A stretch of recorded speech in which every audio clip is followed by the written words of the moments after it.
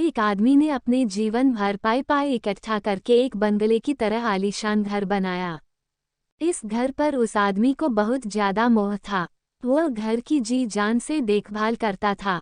छोटी मोटी प्रॉब्लम आए तो उसे तुरंत दुरुस्त करता था। कई बार लोगों ने उसे उस घर को बेचने की सलाह दी थी। बहुत लोगों ने उसे बहुत अच्छी कीमत पर उस घर को मांगा भी था। उसका खुद का बेटा भी अच्छी कीमत मिलने से उस घर को बेचने के लिए तैयार था। लेकिन वो आदमी कभी भी उस घर को छोड़ने के लिए तैयार नहीं था। उसे जीवन में किसी भी और वस्तु से ज्यादा इस घर पर गर्व था, अभिमान था। एक दिन वो आदमी बाजार गया हुआ था।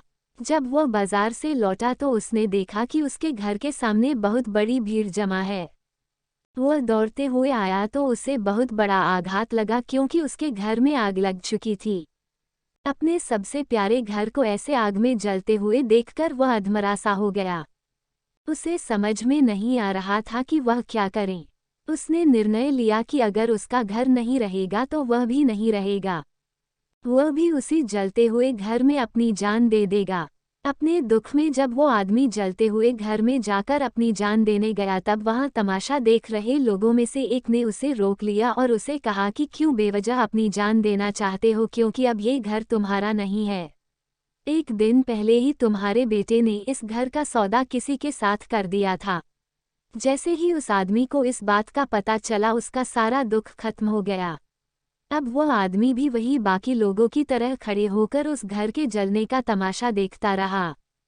जब वहां पर उस आदमी का बेटा आया तो वह आदमी अपने बेटे के पास जाकर उसे कहने लगा, जरूर मैंने पिछले जन्म में कई पुण्य किए होंगे इसलिए मुझे तुम्हारे जैसा बेटा मिला।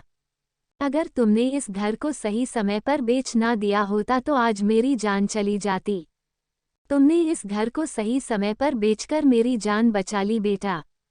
बाप की बातें सुनकर बेटे का मुंह उतर गया। उसने बड़े दुख के साथ कहा कि पापा, मैं इस घर का सौदा करने के लिए जरूर गया था लेकिन अभी इस घर का सौदा पक्का नहीं हुआ था। ये सुनते ही आदमी का दिल फिर से बैठ गया। वह अपना सर और छाती पीट पीट कर रोने लगा और कहने लगा कि मैं बर्बाद हो गया। पहले किसी और का घर जल गया ये जानकर जो उसे खुशी हुई थी वह अब उसका घर है ये जानकर दुख में बदल गई। दोस्तों, इस कहानी से हम बहुत अच्छी तरह से समझ सकते हैं कि दुख का कारण किसी भी चीज़ को अपना मानना होता है। जब कोई चीज़ अपनी है और वह हमें छोड़कर जाती है तो बहुत दुख होता है, लेकिन अगर वह चीज़ किसी और की है और उसके साथ कुछ भी हो जाए तो हमें दुख नहीं होता। श्रीमद् भागवत गीता में भी यही लिखा है कि किसी भी वस्तु को अपना मानना ही दुख का सबसे बड़ा कारण है, इसीलिए किसी भी वस्तु के साथ ज़्यादा लगाव या मोह नहीं बांधना चाहिए। अगर हम ऐसा कर सके तो हमें जीवन में दुख भी नहीं होगा।